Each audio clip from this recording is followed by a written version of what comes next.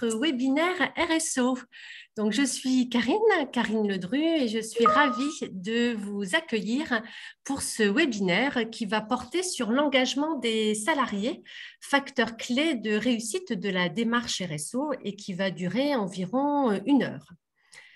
Alors, avant de démarrer, quelques rappels d'ordre technique. Donc, vos micros sont coupés pour plus de confort sonore et vos caméras sont désactivées. Vous allez pouvoir communiquer avec nous par le biais du chat et poser toutes vos questions au fil de l'eau. Et nous allons consacrer 2 temps où nous répondrons à vos questions. Et c'est ma collègue Carole Gégou qui sera rapportrice. Je vais maintenant laisser la parole à la directrice de l'Institut 4.10, Élodie Marchas. Bonjour à tous, je suis ravie de participer à ce webinaire qui a été organisé par mes collaborateurs. Je suis ravie d'autant plus que nous sommes plus d'une centaine aujourd'hui connectés et que c'est un rendez-vous important que nous organisons aujourd'hui puisqu'il s'agit d'une première série de rendez-vous RH que nous organisons aujourd'hui sur le thème de réussir la démarche RSO. Cette série que nous mettons en place aujourd'hui de webinaire, et je suis vraiment ravie et je vous remercie tous de votre participation, se poursuivra le 21 juin par un webinaire sur la qualité de vie au travail, puis à la mi-septembre sur la démarche de co-développement, puis au mois d'octobre sur le diffusing. Donc vous voyez tout un programme intéressant qui est très complémentaire et d'actualité aujourd'hui. Je suis aussi ravie d'organiser ce webinaire en partenariat avec Lucans et vous verrez avec un collègue de l'assurance maladie qui va témoigner de son intervention sur la démarche RSO. Donc merci à tous, merci à tous nos collaborateurs de l'Institut qui ont organisé ce webinaire avec grande efficacité. Et donc à partir de maintenant, je laisse la parole à mes collègues pour effectivement lancer pendant 1 heure la démarche, et je vous incite vraiment à participer dans le fil de discussion pour que nous soyons en interactivité sur ce dispositif. Merci à tous et bon webinaire. Donc moi, je suis Karine Ledru, donc consultante formatrice RH et coach au sein de l'Institut 4.10 sur le site de Toulouse, et je suis notamment pilote du dispositif de formation RSO. Donc nous sommes accompagnés aujourd'hui de Flavien Thomas de la CEPAM de Loire-Atlantique qui va se présenter. Oui, bonjour à tous. Donc, moi, je suis Flavien Thomas, gestionnaire de projet RSO et référent RSO pour la CEPAM de Loire-Atlantique. Donc, la CEPAM de Loire-Atlantique, c'est 1000 salariés qui représentent plus de 40 métiers répartis sur Nantes avec 700 collaborateurs et Saint-Nazaire, 300 collaborateurs. Nous avons plus d'1 million d'assurés et nous versons 4 milliards d'euros de prestations. Nos valeurs sont confiance, respect, responsabilité et innovation. Alors moi, j'ai pris mes fonctions en 2012 au sein du service achat en tant qu'acheteur public, mais détaché sur la partie mission développement durable. Et puis en 2015, on a créé un service qualité de vie au travail qui inclut l'activité RSO aux côtés de la santé au travail, de l'accompagnement des projets QVT et puis l'accompagnement des risques psychosociaux. Et depuis 2 ans, on a aussi ajouté la prévention des risques professionnels.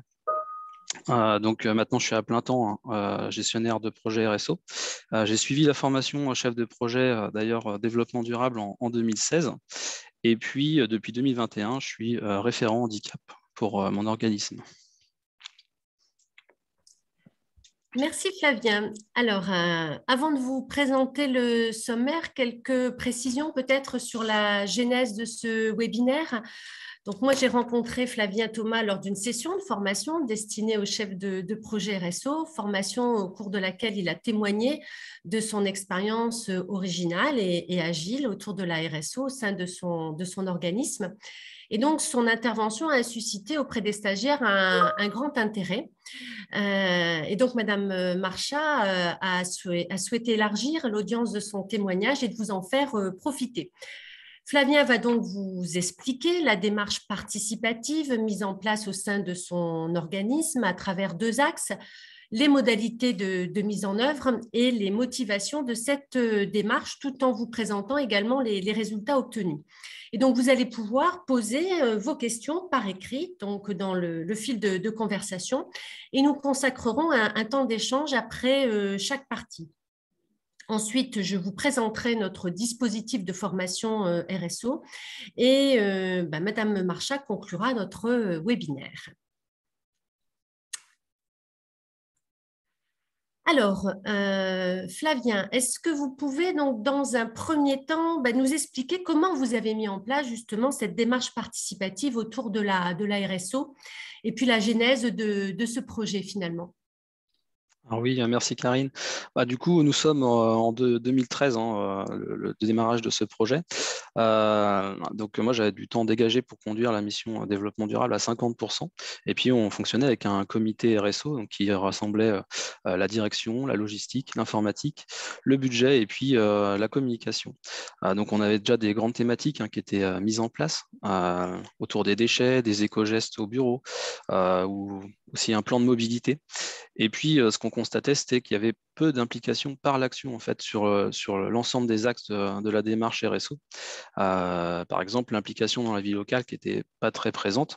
Et il y avait aussi une visibilité un peu partielle de ce qui fait une démarche RSO dans l'entreprise, à commencer par la définition du développement durable, qui était un petit peu réduite à la partie environnementale. Donc, notre enjeu, en fait, à l'époque, c'était vraiment de populariser la démarche RSO. Et donc, vous avez, j'imagine, déployé un certain nombre de moyens? Alors, tout à fait. Donc, notre décision, c'était de lancer un appel à projet, donc de laisser les salariés proposer des initiatives, des actions. Et pour cela, on a créé un plan de communication avec une identité visuelle pour ce projet d'appel à projet qu'on a largement diffusé en interne. On s'est appuyé sur les outils de communication classiques, l'intranet, des affichages, etc. Mais on s'est aussi appuyé sur des relais managers en fait, pour diffuser cette démarche. Et donc, même si c'était une démarche qui se voulait très ouverte, on s'est doté aussi d'un cadre, un cadre formalisé. Donc, on a rédigé un règlement, on a constitué un jury de sélection des projets, et puis on a aussi défini un crédit d'heure par porteur de projet qui permettait de cadrer aussi le temps dédié aux actions. Et enfin, du coup, on a aussi mis sur la table un budget ambitieux à l'époque, pour nous en tout cas, de 10 000 euros. D'accord. Et quels sont les résultats finalement que vous avez obtenus? Alors déjà, on a obtenu des projets. Du coup, 8 projets ont été déposés. Et puis, il y en a 5 qui ont été mis en œuvre tout de suite. Enfin voilà, on a un 6e aussi qui a rejoint la démarche un tout petit peu après. Donc c'était déjà une belle vitrine de ce qu'on pouvait faire, ce qu'on pouvait réaliser à partir des initiatives des collègues. Donc c'est des projets qui ont été visibles en interne, mais aussi en externe. Du coup, comme il fallait encadrer ces projets, on a formalisé un plan de communication dédié à la RSO, qui ne s'est pas seulement cantonné aux projets déposés par les collègues, mais bien sur toute la démarche. Et puis, du coup, on a aussi une visibilité en externe, parce qu'on a été récompensé, par exemple, notre première participation à la course solidaire Odyssea, pour la mobilisation du nombre de salariés entreprises. Et puis, par exemple, ce projet, il existe toujours, en fait, aujourd'hui. On a fédéré même les organismes locaux de sécurité sociale autour d'une équipe sécurité sociale, donc, où on a encore été récompensé ces dernières années pour notre mobilisation. Si je prends un deuxième exemple, le covoiturage. Donc, un des projets, c'était dynamiser la démarche de covoiturage et avoir un référent covoiturage. Donc, on est devenu la première communauté entreprise de Loire-Atlantique pour le nombre de covoitureurs. Et puis, on a participé à une campagne de Nantes Métropole sur le covoiturage, puisqu'eux avaient un outil à promouvoir. Donc, ça a permis effectivement d'avoir un développement rapide du covoiturage en interne, mais aussi une réflexion sur nos déplacements professionnels. Et puis, du coup, la possibilité de partager des véhicules de service pour les déplacements les plus fréquents en interne. Donc, notamment les déplacements Nantes-Saint-Nazaire. Donc voilà, des choses intéressantes, hein. Et puis nos porteurs de projets qui étaient bien identifiés en interne, ils ont bénéficié d'une valorisation, hein, pour eux, mais aussi pour leurs services, leurs équipes. Et puis ça a permis de donner des exemples, des illustrations concrètes d'actions qui étaient personnalisées et puis en faveur du développement durable. Donc ils sont devenus en fait les ambassadeurs un petit peu, hein, nos relais qui ont amené d'autres projets derrière. Et puis, oui, aussi, du coup, notre démarche, la participative, a été mise en valeur par le réseau, hein, la CNAM, qui a récompensé notre projet avec un trophée RSO, coup de cœur du public, en 2014. Très bien, bravo. Alors, j'ai cru comprendre que vous aviez ensuite fait évoluer votre démarche et que vous l'aviez orientée plus vers la QVT. Est-ce que vous pouvez nous en dire plus, s'il vous plaît? Oui, exactement. Du coup, comme on a créé le service QVT en 2015 et que, enfin, en fait, notre démarche QVT s'est un peu fondue avec la démarche RSO, hein. C'est vrai qu'on fait assez peu la distinction chez nous. Du coup, on voulait aussi nourrir cette nouvelle démarche QVT locale et dans la continuité du plan RSO et de l'expérience qu'on a vue sur un premier appel à projet, on a relancé un appel en projet qui se voulait plus attractif, voilà, avec un accès plus facile. On avait par exemple allégé le dossier de candidature, il n'y avait pas de règlement vraiment. La communication aussi, on l'a mieux ciblée. On a utilisé aussi des techniques un petit peu agiles, des méthodes agiles, hein, pour animer la communauté des porteurs de projets et accompagner les projets, acculturer les collaborateurs à la gestion de projet. On a voulu aussi que le dispositif là soit plus collectif, hein. Donc, on a créé des équipes projets plus étoffées. Alors, bien sûr, c'était aussi parce que les salariés ont proposé des projets à plusieurs, hein, en équipe. Donc, c'était vraiment intéressant de travailler autour du collectif. Et puis, on a créé des temps forts, voilà, qui étaient partagés, hein. Donc, pas seulement avec une équipe projet, mais bien les équipes projets qu'on réunissait, voilà, ensemble pour le lancement de la démarche, pour faire des bilans intermédiaires, un bilan enfin, à la date anniversaire, et puis des points café comme ça régulièrement, ce qui permettait d'avoir un retour d'expérience croisé, hein, voilà, et un suivi de tous les projets. Il y avait aussi un espace de travail commun. Sur notre intranet, là, un espace collaboratif. Et puis, ça a permis de créer vraiment une émulation là, avec une co-construction des projets, des retours d'expérience, et puis on avait aussi des sponsors.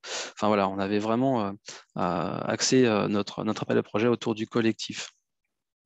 Donc, on a obtenu pas mal de résultats, hein, notamment un fourmillement de projets. On avait 18 projets accompagnés, 45 contributeurs.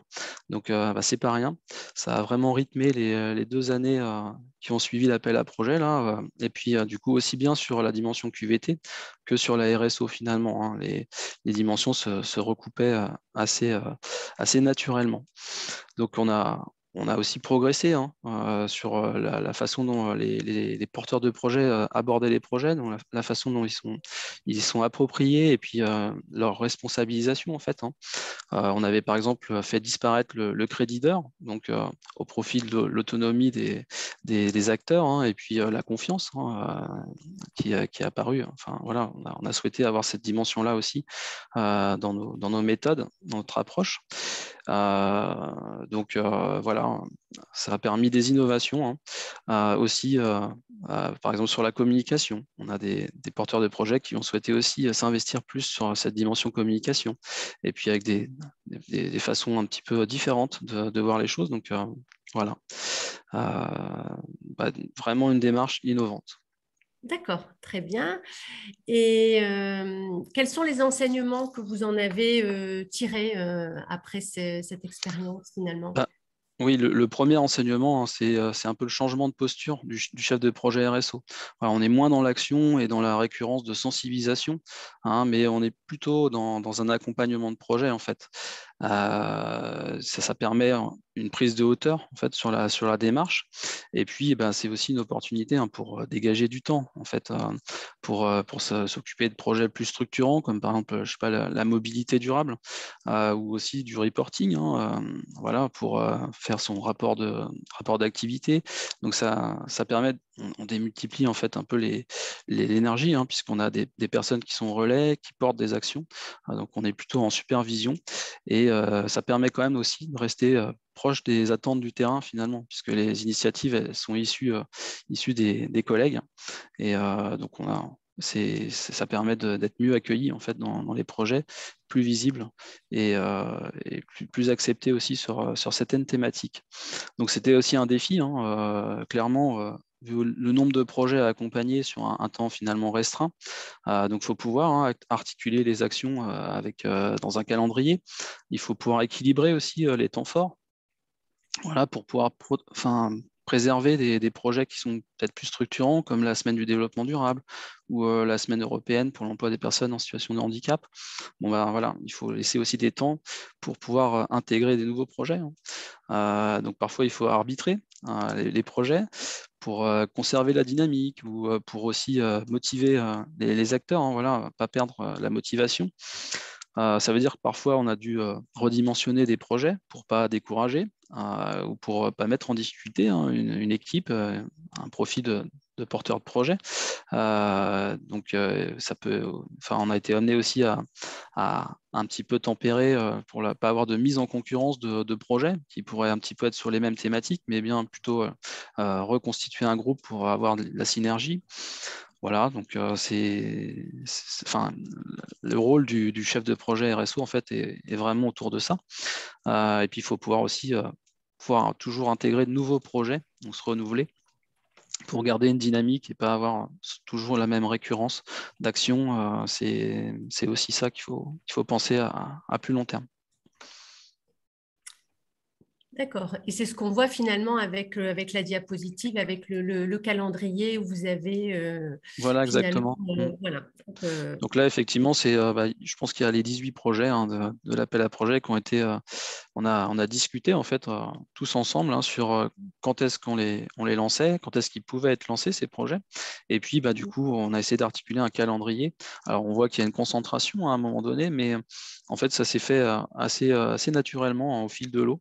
Il y a des projets finalement qui après ont glissé aussi. Ça c'est un petit peu normal en gestion de projet. Donc ça, c'était au démarrage, mais effectivement, les projets sont un petit peu étalés dans le temps. Et du coup, ça s'est très bien articulé. Tous les projets ne sont pas allés au bout. On a des projets qui se sont arrêtés, soit parce que les porteurs de projets ont quitté l'entreprise, par exemple, c'est arrivé, ou aussi parce que, l'attente en fait, qu'il y avait derrière ce projet a changé. Donc, il y a des projets qui ont été complètement transformés. Voilà, je pense par exemple, on avait un projet pour faire une crèche d'entreprise, et puis du coup, c'était compliqué au niveau budgétaire aussi. Donc, ce projet-là s'est transformé en accompagnement de la parentalité. Et puis du coup, il n'est toujours pas terminé en fait. On est toujours sur ces thématiques-là. On les travaille au niveau QVT. Là. Donc, c'est des projets sur du long terme, et puis qui ont su évoluer en fait. D'accord, très bien. Alors, à ce stade, on va regarder s'il y a des questions. Carole, est-ce que tu peux nous dire s'il Oui, y a des questions parmi les oui, participants? tout à fait. On a eu de nombreuses questions qui portent notamment sur les projets d'un point de vue un peu technique et pratique. Pour les dépôts de projets, est-ce qu'il y a eu des outils utilisés, hein? Est-ce que vous avez utilisé des outils Oui, spécifiques? ouais, tout à fait. On avait créé une fiche de présentation de projet, donc qui reprenait en fait effectivement le pitch, quel est l'objectif du projet, mais aussi des éléments de faisabilité, donc sur quel calendrier, quel budget, et puis quels sont les avantages de ce projet, leur valeur ajoutée, etc. Donc effectivement, on invitait les collaborateurs à bien décrire leur initiative et puis déjà à se projeter sur la mise en avant. Donc ça, on le faisait avec les porteurs de projet, hein. Effectivement, moi je faisais des points réguliers avec eux pour bien formaliser leur projet, le présenter devant le jury. Alors ça, c'était le premier appel à projet. Et puis sur le deuxième, on avait allégé un petit peu ce cadre de présentation, mais on gardait quand même des outils de gestion de projet, hein, tout simplement, hein, planification, une budgétisation, et puis la faisabilité, hein, technique, les ressources, à qui on fait appel. Donc voilà, on restait quand même pragmatique, on est dans l'action et surtout on est dans l'accompagnement. Enfin, pour le chef de projet, en tout cas, c'est comme ça qu'il faut l'aborder. Et puis on n'est pas là pour mettre en difficulté les collaborateurs, hein, mais bien pour les accompagner et pour développer leur initiative et puis développer aussi leurs compétences, les accompagner dans leur développement personnel aussi, hein, et professionnel. Voilà, j'ai vu une question passer, qui était membre du jury. Oui. Du coup, on avait toutes les personnes du comité RSO. Comme j'ai dit tout à l'heure, il y avait quelqu'un de la communication, de la direction, du budget, de l'informatique et de la logistique. Et puis, on avait ouvert à quelques collaborateurs, je crois. Voilà. Et on a fait pareil pour le deuxième appel à projet. Là, on avait aussi fait appel à des sponsors, des personnes qui n'étaient pas impliquées sur les projets directement, mais qui étaient vraiment ambassadeurs de la démarche et qui étaient facilitateurs. Donc voilà, on a été amené aussi à les consulter pour des arbitrages, par exemple, ou pour renforcer certains projets à un moment donné, puisque justement, il y a eu des départs dans les effectifs. Donc, on a été amené à recomposer des équipes. Donc, on a fait appel à eux aussi soit pour dépanner, hein, pour permettre la continuité d'un projet, soit pour trouver d'autres personnes, mettre en relation. Voilà. Et ce choix, c'est passé comment? Ce jury se passait comment en fait? C'est une présentation à l'oral des projets? Comment Ouais, ça se pour, déroulait? pour le Ça premier se appel à déroule. projet, on a effectivement organisé des soutenances en fait, hein. Une fois que moi j'avais travaillé avec les porteurs de projet leur dossier de candidature, on était toujours au stade de la candidature, donc on les a amenés à présenter leur projet auprès du jury. Bon, c'était une soutenance conviviale, hein, quand même, hein. Du coup, on n'était pas là pour piéger les collègues. Et puis pour le deuxième appel à projet, là on a changé un petit peu notre façon de travailler. Et en fait, on a réuni tous ceux qui s'étaient manifestés pour, euh, pour porter une action. Et on les a fait présenter leur projet, donc pitcher, hein. Vraiment, on était sur un temps très court, à 1 minute 30 pour pitcher leur projet, avec tous les autres porteurs de projet qui étaient présents. Et du coup, ça a conduit à des échanges en fait, sur des commentaires, etc., et des ajustements sur leur projet, ou même des renforcements ou des projets qui sont comment fusionnés. Voilà, parce que c'était finalement des thématiques assez proches. Et finalement, on va le faire comme ça. On va plutôt faire en 2 étapes, mais on va tous travailler ensemble. Enfin, voilà, ça s'est fait assez naturellement. Il y avait plus d'histoire de jury. C'est pour ça qu'il y a des projets qui sont allés au bout et d'autres qui sont arrêtés parce que finalement, voilà, on a considéré que soit on voulait aller trop loin dans le projet, soit c'était pas faisable, hein, parce qu'il y a aussi des projets qui sont arrêtés pour des questions budgétaires, hein, clairement, ou soit parce que les attentes avaient changé au niveau de l'entreprise, au niveau de l'équipe. Voilà. Donc il y a quelques projets qui ne sont pas allés au bout, hein. Et par rapport aux membres du jury, est-ce qu'ils sont préparés? Il y a une préparation, une acculturation au sujet, au domaine. Est-ce que vous avez fait un travail de ce point de vue-là pour les Bah, sensibiliser à leur rôle? un petit peu, oui, effectivement. Après, c'était des personnes qui étaient déjà dans le comité RSO, donc qui étaient déjà embarquées sur la démarche, donc sensibilisées. Mais effectivement, pour la partie sponsor, là, et dans le deuxième appel à projet, on a travaillé avec eux, ouais, sur une acculturation au développement durable. Et de toute façon, ça s'est fait aussi, pas forcément de façon provoquée, hein, mais plutôt au fil de l'eau. Voilà, il y avait une visibilité sur l'ensemble des projets, une diversité de projets qui faisait qu'on allait sur plusieurs thématiques de la RSO, de la QVT. Donc ça s'est fait un petit peu naturellement. D'accord. Et par rapport aux porteurs de projets, est-ce qu'il y a des critères? Comment ils sont choisis, ces porteurs de projets? Alors, les porteurs de projet n'ont pas été choisis, ils se sont portés Ce volontaires. sont Donc, désignés. en fait, c'est plutôt sur leur capacité à apporter une innovation, un projet, une initiative qui était compatible finalement avec notre démarche RSO, cohérente, avec aussi le référentiel RSO, voilà, une action qui s'inscrivait dans le plan local, dans le plan cadre. Donc, il fallait quand même qu'il y ait une cohérence sur l'action qu'il portait. Donc, on a été amené parfois à ajuster un petit peu les objectifs, les indicateurs ou ce genre de choses. Après, enfin voilà, c'était plutôt sur la capacité à apporter sur la durée aussi un projet. Voilà, il y avait un engagement à incarner le projet et puis à jouer le jeu jusqu'au bout, hein, c'est-à-dire aussi à contribuer à la communication, à participer aux instances là, de décision, d'arbitrage. Donc vraiment, enfin voilà, quelqu'un qui est dans l'action, enfin, voilà, embarqué sur le projet de A à Z, mais tout en sachant qu'à côté, il a un métier. Donc évidemment, on a dimensionné les projets et les contributions à la hauteur de ce qui est possible, sachant que en fonction des profils de métier, c'était pas évident de se dégager du temps pour ces projets RSO.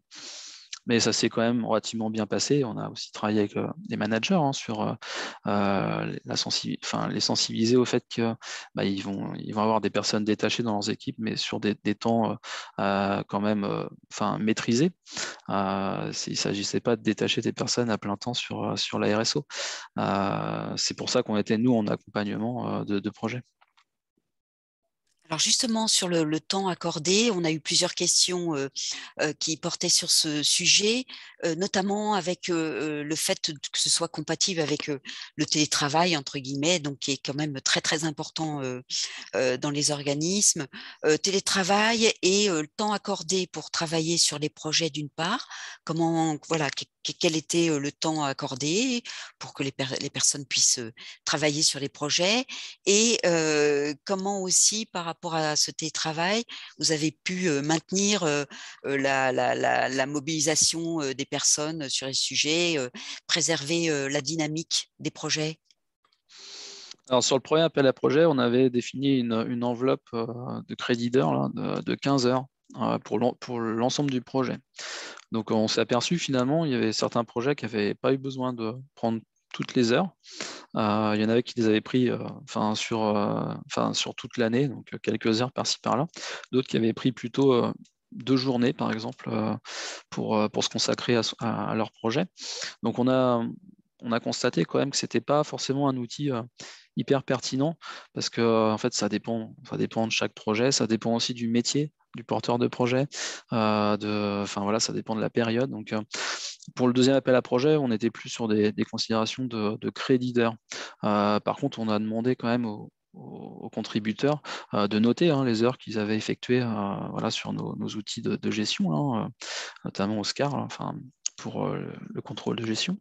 Mais voilà, c'était plutôt un contrat tacite entre le chef de projet, le porteur de projet, entre le porteur de projet et son manager. Voilà, ça se fait en bonne intelligence, c'est-à-dire qu'on ne met pas en péril l'activité d'un service pour un projet RSO. Et puis, à un moment donné, il faut que le projet RSO puisse quand même vivre. Donc, on s'arrange. Je veux dire, si le collaborateur n'est pas disponible, on fait en sorte soit de décaler le projet dans le temps parce que ce sera plus facile plus tard, ou bien de renforcer aussi l'équipe projet avec d'autres personnes qui sont en ressources et qui sont plus disponibles. Et puis, effectivement, le chef de projet RSO aussi est là en accompagnement, mais il peut aussi mettre un petit peu la main à la pâte quand il y a besoin d'un renfort, en fait. Donc, c'est vrai qu'on était là aussi en renfort sur pas mal de projets. Mais bon, ce qui est intéressant, c'est qu'on peut moduler à chaque fois les ressources qu'on met à disposition. Alors, merci pour ces réponses. On a aussi des questions par rapport au projet QVT, enfin plus particulièrement, est-ce que vous avez des exemples d'actions qui ont été mises en place, Flavien? Eh ben Alors, oui, justement, oui, ça va faire c'est la peut-être deuxième le partie. lien, voilà, le lien avec la deuxième partie. Donc, c'est une très belle transition. Donc, je vous propose de passer effectivement à la deuxième partie. Et Flavien, voilà, va nous présenter les intérêts de cette démarche RSO participative. Et puis, il va nous donner des exemples. Alors, Flavien, est-ce que justement, vous pouvez illustrer en fait vos propos à l'aide d'exemples d'actions qui ont émergé au sein de votre organisme? Ouais, tout à fait. Donc là, je vous ai présenté sur la diapo plein d'actions en fait qui peuvent être un peu classées sur quatre dimensions là, qui sont un peu le révélateur de l'engagement hein, dans les projets et puis dans la démarche RSO ou QVT, puisque pour nous c'est un petit peu pareil, en tout cas à la CEPAM 44.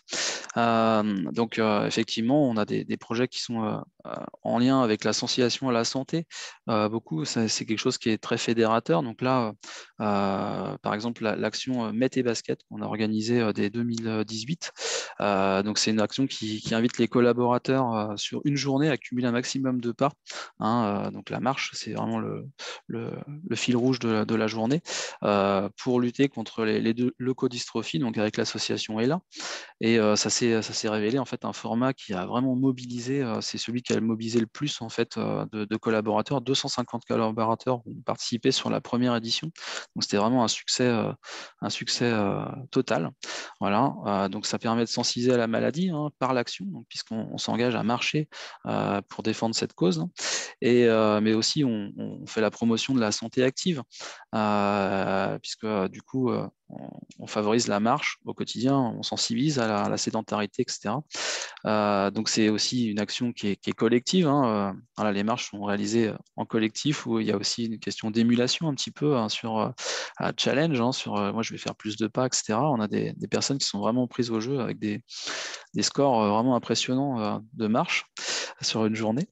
Et puis, du coup, c'est une action qui est vraiment pérenne, hein, puisque en fait, on a mis en place, après ce temps fort-là, des groupes de marche réguliers, hebdomadaires.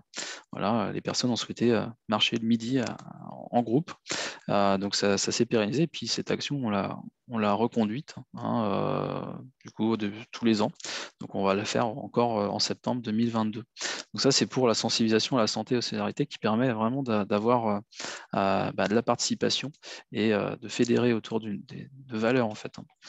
Donc pour impliquer justement les collaborateurs collectivement. Donc on a aussi réalisé pas mal de défis sportifs.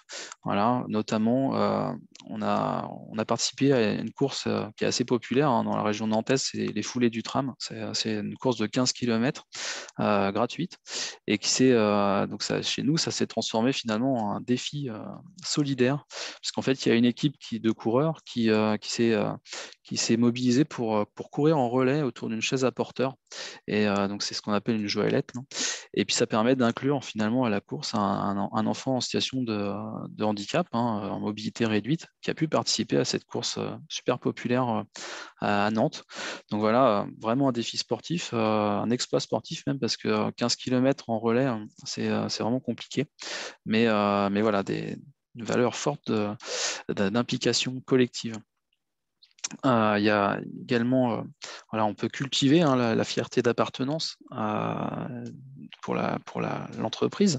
Donc là, nous, on a mis en place du sport corpo, donc des équipes de tennis, badminton, tennis de table et du golf aussi. Donc voilà, ça permet de rassembler vraiment les collaborateurs autour de plusieurs dimensions fortes. Hein, la passion d'un sport. Voilà, qu'on pratique en dehors de l'entreprise, et puis aussi des valeurs du sport qui sont associées.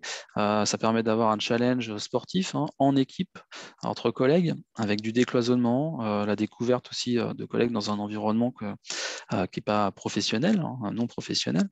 Et puis c'est l'ouverture aussi sur d'autres entreprises du territoire. Donc voilà, on fait des rencontres hein, sportives avec d'autres entreprises de taille similaire ou complètement différentes dans des secteurs complètement autres. Donc ça fait découvrir aussi des métiers, des points de vue. Donc on échange aussi effectivement sur l'entreprise pendant ces rencontres sportives. Et puis du coup, ça fait que nos participants là, c'est des ambassadeurs hein, finalement, des véritables ambassadeurs de l'entreprise. Voilà. Et puis, la démarche participative, ça permet aussi d'améliorer les performances de l'entreprise. Là, je voulais partager avec vous notre expérimentation du mécénat de compétences. Donc, on a participé à une expérimentation avec Lucans sur le mécénat de compétences en 2018 et on a travaillé sur le développement de cette action, cette offre de service finalement nouvelle. Et puis, on a cherché à nouer des partenariats locaux avec des associations. On a imaginé des missions qu'on pourrait mettre à disposition de ces partenaires associatifs. On a prospecté des réseaux sur la thématique du mécénat de compétences pour essayer de trouver des potentiels, là, dégager des actions à mettre en œuvre. Donc, on a investi pas mal sur cette recherche-là. Et puis, finalement, c'est vraiment en réalisant un appel à volontariat en disant, voilà, on vous propose de participer à une expérimentation mécénat de compétences. C'est à ce moment-là qu'on a rapidement identifié en fait une mission, un partenaire associatif et puis un profil métier pour intervenir auprès de cette association. Donc voilà, ça a permis la réalisation d'une action concrète pour l'expérimentation, donc c'était objectif atteint, mais c'est aussi un résultat qui nous a amené aussi à questionner la relation client pour les publics les plus précaires, parce que la mission s'adressait à ces publics-là, et à envisager pourquoi pas une nouvelle offre de service, donc une nouvelle façon d'aborder la relation client. En tout cas, c'est vraiment le fait d'ouvrir la démarche, de la rendre participative et pas technique en fait, qui a fait qu'on a débloqué la situation et qu'on a fini par trouver voilà, le bon partenaire, la bonne mission et les bonnes personnes pour la réaliser. Très bien. Alors, merci pour tous ces exemples, Flavien. Alors, finalement, est-ce que vous pouvez nous dire quels sont les avantages en fait d'une telle démarche pour d'abord le porteur de projet? Qu'est-ce que ça peut lui apporter? Pour le chef de projet RSO, alors vous l'avez déjà un petit peu dit en disant qu'effectivement, ça lui permettait de prendre un peu plus de recul et puis de se mobiliser sur des projets plus structurants. Mais il y a peut-être d'autres choses que vous voulez nous préciser. Et puis ensuite, plus largement, quels sont les avantages pour l'organisme et peut-être aussi pour les managers et les services RH? Oui, du coup, effectivement, je commencerai par les avantages pour le porteur de projet. J'ai déjà un petit peu esquissé ça, mais voilà, il propose une initiative et puis il rencontre une écoute, une attention, un accompagnement. Qu'on va mettre en place.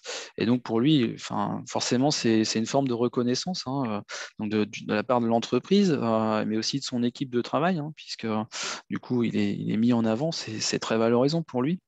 Et on peut dire aussi que c'est sûrement motivant. Donc, derrière, voilà, c'est aussi une opportunité pour le porteur de projet d'intégrer un autre collectif de travail, d'avoir un autre regard sur ses compétences, son métier, sur ses actions au quotidien. Et puis, du coup, de partager d'autres valeurs qui lui sont peut-être plus personnelles sur l'engagement autour de la RSO, de la QVT. Et puis, il développe des compétences. Donc, voilà, le fait d'avoir une mise en pratique de son projet, ça lui permet d'acquérir des nouvelles compétences, mais aussi de révéler parfois des talents. Moi, j'ai le témoignage d'une collègue là, qu'on a embarqué sur un projet en janvier-février, début d'année, et puis que j'ai croisé il y a quelques jours, qui sortait d'une formation gestion de projet. Et là, elle me dit, c'est super, oh là là, j'ai vraiment apprécié cette formation, je l'ai super bien vécue pendant 2 jours, là, parce que du coup, finalement, j'avais déjà mis en pratique pas mal de choses pendant le projet qu'on a mené en début d'année sur la RSO. Et on avait tout abordé, on avait parlé effectivement des ressources, on avait parlé du budget, on avait parlé du calendrier, tous les aspects de la gestion de projet. Et du coup, ça lui a permis de suivre sa formation gestion de projet là, de façon hyper décontractée, à l'aise. Et voilà, donc ça permet vraiment de développer des savoir-faire si on se prend au jeu et aussi qu'on est bien accompagné, qu'on est mis en confiance finalement en disant si, c'est pas forcément forcément votre métier au départ, mais finalement, tout le monde peut faire de la gestion de projet. Voilà, il suffit de bien le faire, en étant accompagné. Et puis, ça permet aussi de développer pas seulement des savoir-faire, mais aussi du savoir-être, voilà, des soft skills. Ça développe la créativité, ça peut aussi amener à mieux travailler en collaboration. Il y a aussi des facultés d'adaptabilité qui se mettent en place. Et puis aussi, quelque chose qui est important, s'autoriser à s'exprimer en fait, dans un collectif, déjà en proposant son action et puis derrière, en allant développer son projet, en allant le porter en fait, on a une vraie capacité du coup à prendre la parole et parfois à convaincre, etc. Donc vraiment intéressant sur ces aspects-là. Pour le chef de projet, oui. Voilà, ouais. Donc ça, Ouais, c'est pour le porteur de projet. Alors voilà. maintenant, voilà, le chef de projet Bon, RSO. Donc, on qu'est-ce que a vous... déjà pas mal abordé cet Ouais, aspect-là, mais bon, le gain, c'est clairement la démultiplication des actions et des ressources. ouais. Effectivement, on n'est plus seul en fait pour impulser une dynamique, là, impulser des projets. Et puis, du coup, c'est des projets qui viennent du terrain, donc qui sont proches des attentes. Donc, on se trompe moins en fait sur la façon de lancer une démarche. C'est des projets qui sont mieux accueillis par les équipes puisque c'est leurs collègues qui les portent. Donc, ils sont solidaires finalement de cette Oui. démarche-là. Ça fédère plus facilement. Et puis, effectivement, sur la durée, on constate une appropriation plus durable des projets, vraiment. Des projets qui sont souvent reconduits parce qu'ils ont rencontré un succès. Mais voilà, il y a une attente derrière. On suscite aussi une nouvelle attente. Donc, avec des rythmes comme ça sur une année de RSO, si je peux dire ça. Voilà, on sait on a des publics pour certaines actions, plus pour d'autres, et ça permet vraiment de balayer large en fait. Tout le monde trouve un petit peu sa raison de suivre la démarche RSO, d'être acteur, voire contributeur. Ça donne aussi, ça suscite des envies. Voilà, et puis pas pour l'entreprise, on a dit pour l'entreprise au sens large, donc c'est l'employeur, c'est les ressources humaines, c'est aussi les managers.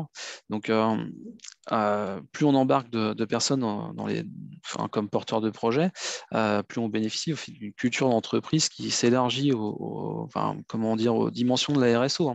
Donc c'est plutôt un cercle vertueux qui profite au collectif. Il y a une dynamique d'engagement qui se crée. Les équipes sont plus motivées, elles sont fidélisées, elles sont peut-être plus impliquées, et puis elles ont peut-être aussi ces réflexes autour de l'innovation et de l'ouverture. Voilà. Donc, ça ne veut pas dire que c'est la RSO qui fait tout ça, mais en tout cas, ça y contribue. On est vraiment sur cette démarche d'innovation, d'ouverture et de s'autoriser à faire. Voilà. Donc, prendre des risques aussi parfois en disant, mais si ce projet, j'y crois, on va aller le porter, on va le vendre, et puis on va récolter les fruits de ce travail. Donc, pour l'employeur, effectivement, il y a des enjeux en termes de marque employeur. Donc, pour les collaborateurs qui sont en place, donc ils observent des actions concrètes qui sont réalisées avec effectivement des résultats, et que c'est pas seulement une démarche d'affichage. La RSO, du coup, elle existe vraiment. Donc, ils en sont derrière les premiers promoteurs finalement, en interne et puis en externe.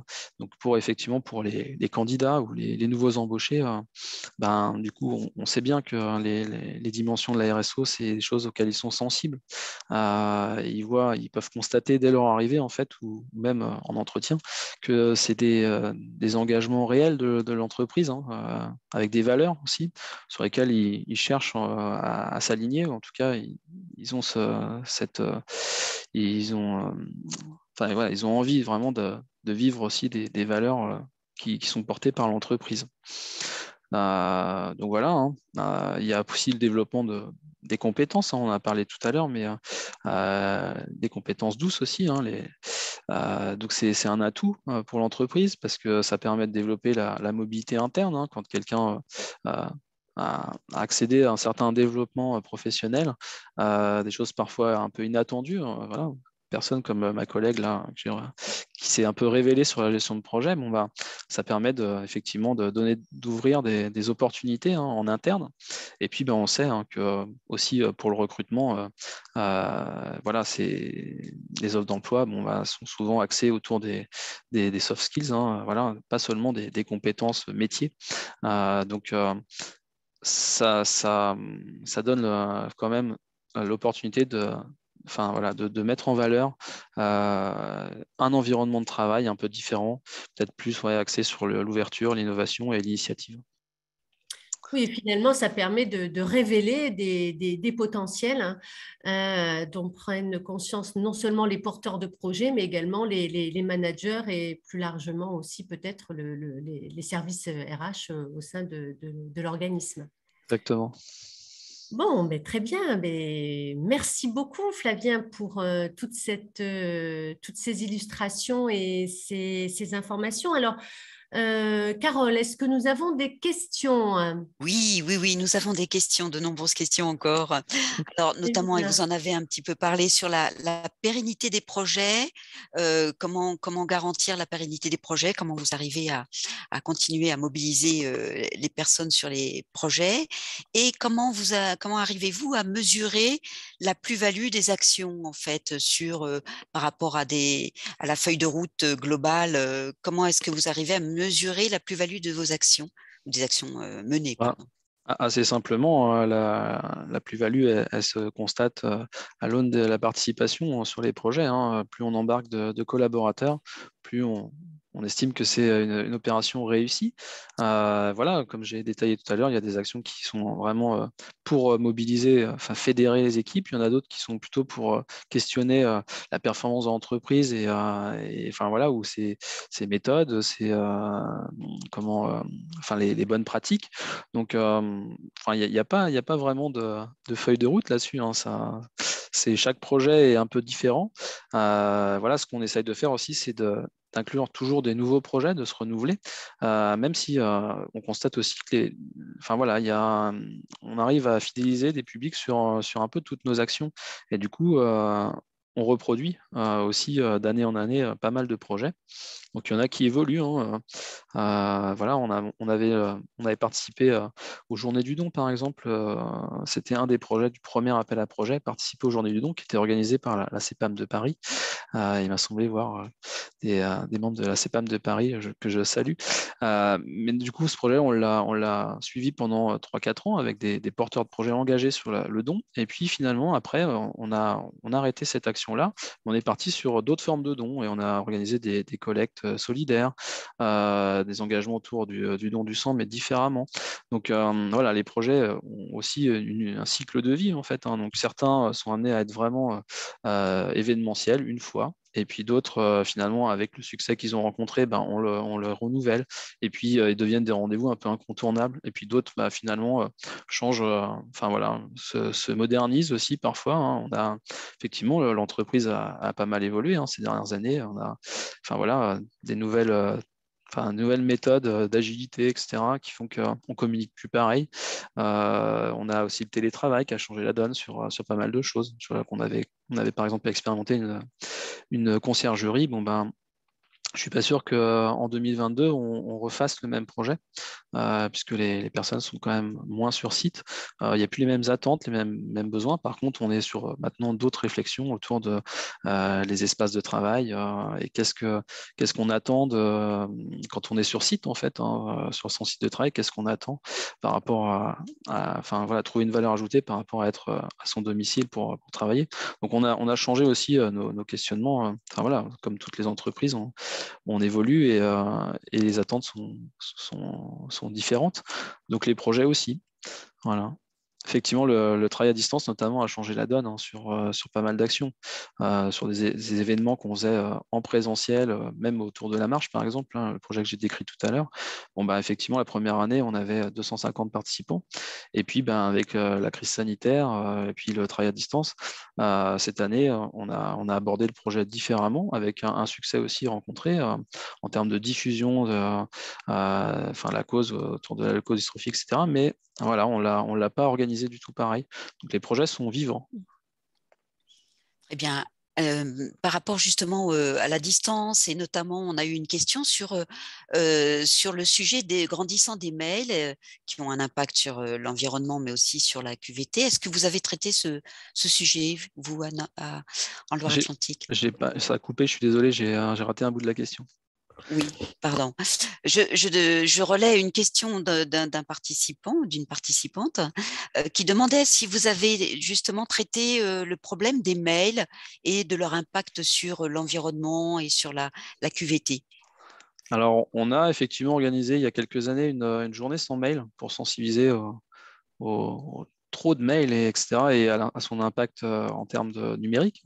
On va refaire des actions autour du numérique, enfin, moins consommateur de CO2, enfin, ouais, moins émetteur de CO2. On va refaire effectivement des actions autour de ça, l'impact du numérique en fin 2022 ou début 2023. Effectivement, ça fait partie des projets à venir. Et on a aussi une question sur la démarche de mécénat de compétences, savoir quelles compétences ou quels métiers ont été utilisés pour cette démarche. Alors là, pour le coup, nous, on a expérimenté une mission autour de, effectivement, c'était des agents d'accueil, en fait, qui, plutôt que d'accueillir des assurés en situation précaire sur l'accueil physique de notre CEPAM, du coup, aller vers les personnes. Donc ça, c'était en 2018. Maintenant, aller vers, c'est aussi ça fait d'autres références. Et faire des séances en collectif de présentation des droits et des parcours en fait possibles. Voilà, donc aller plutôt travailler avec l'association chez eux avec des sessions collectives pour les publics plutôt que en fait de les retrouver dans les chaînes d'accueil pour faire du personnalisé. Donc vraiment une façon différente d'aller vers nos publics et de les informer. Donc voilà, c'était une expérimentation. On avait la possibilité derrière de créer une nouvelle offre de service, un petit peu, c'est ce que j'ai expliqué, de changer notre façon de communiquer vers ces publics-là. Donc ça a resserré certains partenariats avec les associations qui encadrent les publics précaires, mais ça n'a pas fait l'objet d'un renouvellement, enfin, on va dire à l'identique de prestations finalement. Mais ça a quand même re-questionné complètement la façon de travailler aussi avec ces partenaires associatifs du territoire pour les publics précaires. Oh, merci Flavien. Par rapport au CSE, est-ce qu'ils ont été associés, le CSE? Est-ce qu'ils ont eu un rôle dans les Ouais. différents projets? Tout à fait. Donc, effectivement, je l'ai pas mentionné tout à l'heure, mais par exemple, dans les sponsors, nous avions le secrétaire du CSE. Et donc, régulièrement, on travaille avec le CSE, on échange sur des projets RSE qui souhaitent aussi soit soutenir, soit aussi ils en ont comment organiser. Donc ça s'est fait aussi, enfin, on s'est ajusté. Mais je pense par exemple à un projet qui avait été apporté côté RSO, c'était de créer une chorale d'entreprise. Et en fait, il fallait employer une prof en fait pour animer les séances. Et nous, on avait du mal en fait justement à réaliser cette prestation-là. Et donc, c'est bien le CSE qui a pris le relais pour employer finalement la professeure de chant et permettre l'organisation de séances en présentiel dans l'entreprise d'une chorale.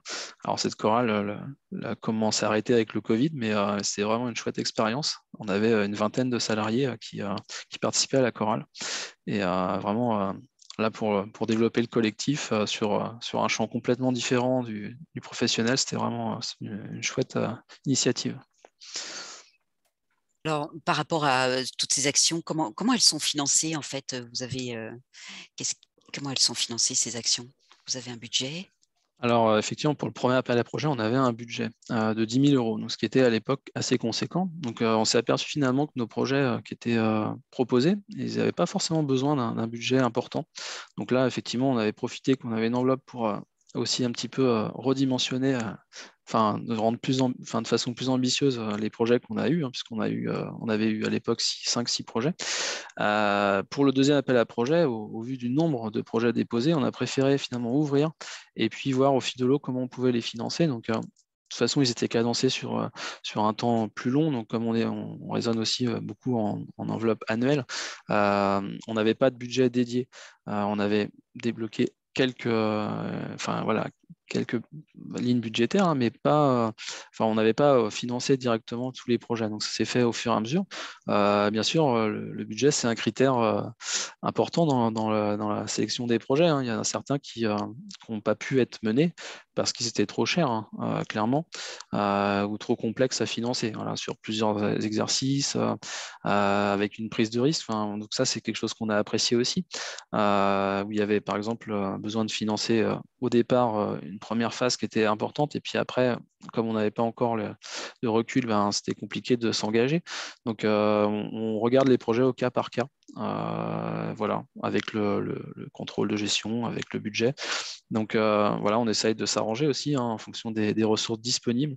Donc c'est vrai qu'il y a des périodes qui sont plus propices pour financer des projets que d'autres. Voilà, les fins d'année, c'est toujours un peu compliqué, mais début d'année, c'est plus facile.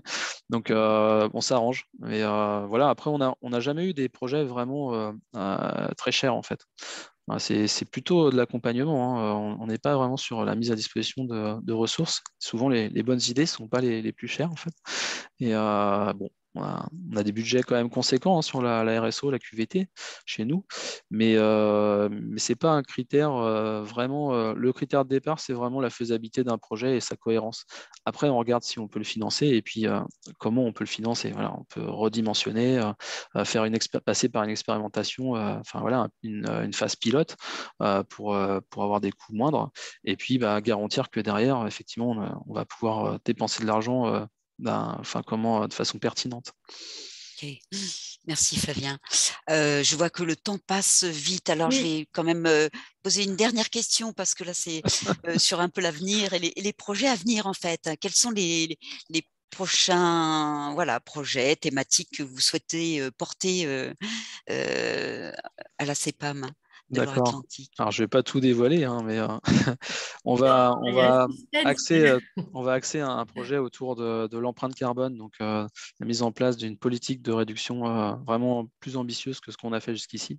D'où l'intérêt aussi de lancer des actions autour du numérique, par exemple, numérique vert. Et puis, on va explorer aussi des choses qu'on n'a pas faites jusqu'ici, ou assez peu finalement, c'est la parentalité. Je pense qu'on a pas mal de potentiel sur ces sujets-là, donc plutôt que QVT. On va toujours investir aussi sur les conditions de travail, hein, donc sur les nouveaux espaces de travail. Ça, c'est vraiment un gros chantier 2022-2023 et les années suivantes. Voilà. Et puis le handicap aussi, ça me tient à cœur parce que je suis référent handicap de l'entreprise, mais on va aussi plus travailler sur l'inclusion et sur le handicap en général. Merci beaucoup, Flavien. Merci à vous. Alors, nous allons continuer. Je vais vous présenter très rapidement nos formations RSO. Nous avions donc précédemment un dispositif de formation intitulé Chef de projet développement durable, hein, auquel Flavien a participé d'ailleurs, il nous l'a dit tout à l'heure. Mais avec le nouveau référentiel RSO UCANS, c'est vrai que cette formation est devenue obsolète. Et donc, on a, à la demande de l'UCANS, rénové notre dispositif de formation. Ce dispositif comprend 2 modules. Tout d'abord, un module d'acculturation pour tous les salariés de l'institution. Ce module étant e-learning, il dure un peu plus d'1 heure. Et puis ensuite, un module en présentiel de 2 jours qui, lui, est destiné plus particulièrement aux chefs de projet RSO. Alors, sur la diapositive suivante, vous allez voir les séquences pédagogiques du module d'e-learning Il y a 6 séquences pédagogiques et qui sont ponctuées en fait d'ateliers interactifs.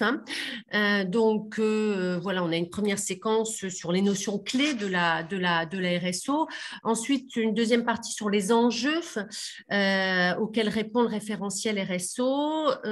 Ensuite, on a toute une partie sur la structure du référentiel RSO avec les 5 engagements, les enjeux, les objectifs. Ensuite, on a aussi toute une partie sur les outils, sur la kyrielle d'outils qui est mise à disposition, notamment sur le site de Lucans.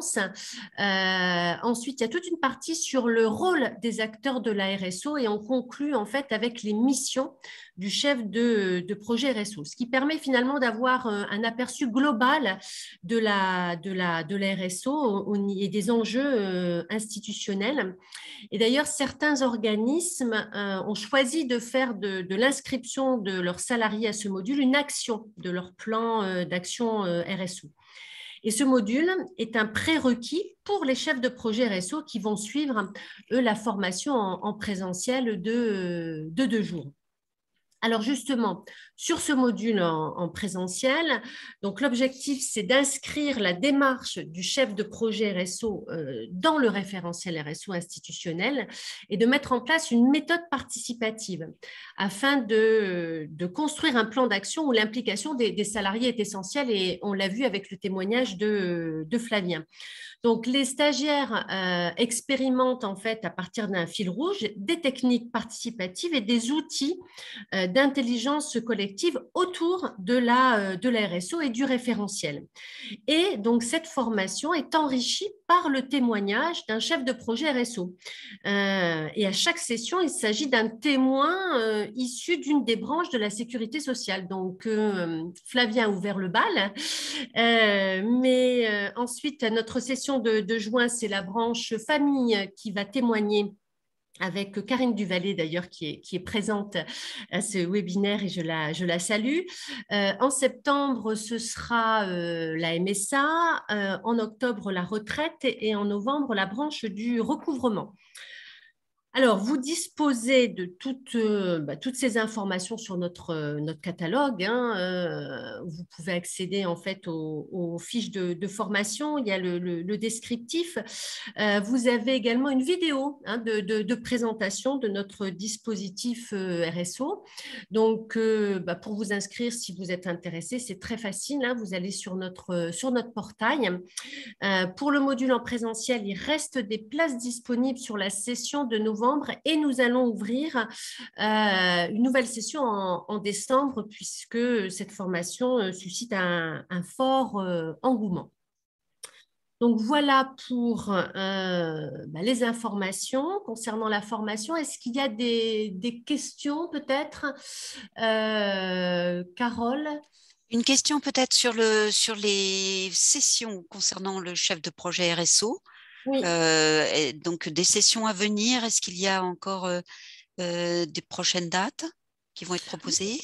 Alors, effectivement, donc les sessions de juin, septembre et octobre sont complètes. Comme je le disais, oui. il reste des places disponibles sur la session de novembre et nous ouvrons une nouvelle session en décembre. En décembre. Et puis après, on va en ouvrir, bien sûr, l'année prochaine. Très bien, merci Karine. Voilà. Oui. Je vois qu'il y a une question sur le coût aussi. Le coût, tarif, voilà. Le coût, alors pour le module d'e-learning, c'est 105 € par stagiaire et pour le module en présentiel, c'est 455 € par stagiaire. Les informations sont sur les fiches catalogues. Voilà, de notre, les informations sont sur les fiches. Et il y a un onglet tarif, me semble-t-il, pour avoir tous les détails. Exactement. Donc, ok, super. Est-ce qu'il y a aussi des questions par rapport aux formations? Oui, voilà, il y a une personne qui l'a déjà suivi, mais il y a environ 10 ans. Est-ce que c'est pertinent de la resuivre? Est-ce que vous conseillez de la suivre à nouveau? Ça peut être intéressant parce que vraiment la formation a été construite autour du nouveau référentiel RSO qui n'existait pas il y a 10 ans. Hein. Et là, on a vraiment axé la formation en présentiel sur effectivement des méthodes participatives, donc des techniques qu'on expérimente vraiment en formation autour de la RSO. Donc, ça peut être effectivement intéressant de participer à cette formation. Il ne s'agit pas de former des experts de la RSO parce que voilà, il y a d'autres formations pour ça, mais vraiment de former à l'animation participative de la démarche RSO. Et ce n'est pas tout à fait l'esprit de la formation qui existait il y a 10 ans, et en plus, le référentiel n'existait pas. Donc, ça peut être aussi ça peut être intéressant. Très bien. Karine, est-ce que par rapport aux branches et aux participations à venir, est-ce que tu pourrais nous redire un petit peu les temps d'intervention? Je pense qu'il y a quelqu'un de la branche famille qui se demandait s'il pouvait participer à la session de juin. Est-ce que tu peux nous redire ces informations-là? Alors, la session de juin, oui, c'est la branche famille qui va témoigner. Elle est par contre complète, hein. Mais c'est intéressant aussi, enfin, en tout cas, c'est ce que nous disent les stagiaires, hein, parce que les stagiaires sont issus de toutes les branches, d'avoir le témoignage aussi de quelqu'un qui n'appartient pas à notre branche. Hein. C'est aussi enrichissant de voir ce qui se fait dans une autre branche. Donc, voilà. Donc, pour la session de juin, elle est complète. Et donc, en septembre, c'est la MSA qui va intervenir. En octobre, c'est la retraite. Et en novembre, c'est effectivement le recouvrement. Très bien. Merci beaucoup. Moi, je pense qu'on a fait le tour des questions, surtout que le temps voilà, nous est imparti. Je crois qu'on a un petit peu dépassé. Donc, alors, on va laisser la parole à, voilà. à Élodie Marchat pour conclure notre webinaire. Merci. Merci Karine, merci Carole, merci à tous les collaborateurs de l'Institut 410 et merci surtout aussi à Flavien qui nous a apporté des témoignages concrets sur l'ensemble des projets et sur un cycle de projets dans une entreprise comme la CEPAM de Loire-Atlantique. Je pense que c'est très intéressant pour vous. D'ailleurs, je vous remercie de l'intérêt puisque vous étiez plus de 130 à vous être connectés. Je vous incite aussi à remplir le questionnaire d'évaluation que vous avez reçu pendant la session pour nous amener à nous enrichir aussi par rapport à ce type de webinaire. C'était important aussi, je pense, pour vous de voir l'intérêt d'une telle démarche participative pour la culture d'entreprise et aussi pour le développement des compétences de nos collaborateurs eux-mêmes. Donc, je pense qu'effectivement, c'était très enrichissant d'avoir un état des projets et l'amélioration continue de ces projets au fil des années. Voilà, je ne vais pas aller plus loin. Je vous retrouverai, donc, comme on l'a dit, dans le cadre de la semaine de la QVT pour poursuivre notre réflexion. Donc, le 21 juin, qui seront aussi avec des exemples concrets. Donc là, je pense qu'aussi, c'est très intéressant pour vous en termes de benchmark de pouvoir utiliser donc, les supports qui vous seront envoyés. Donc, merci à tous pour votre présence. Et puis, merci vraiment à nos collaborateurs de l'Institut et aux collègues qui travaillent en fait sur la démarche RSO. Donc, tout ça est disponible sur le site internet. Et puis, vous pouvez aussi regarder en replay. Et je vous incite aussi à communiquer autour de vous. C'est aussi retransmis sur LinkedIn. Donc, merci à tous et à bientôt, donc au 21 juin, au plus tard. Au revoir.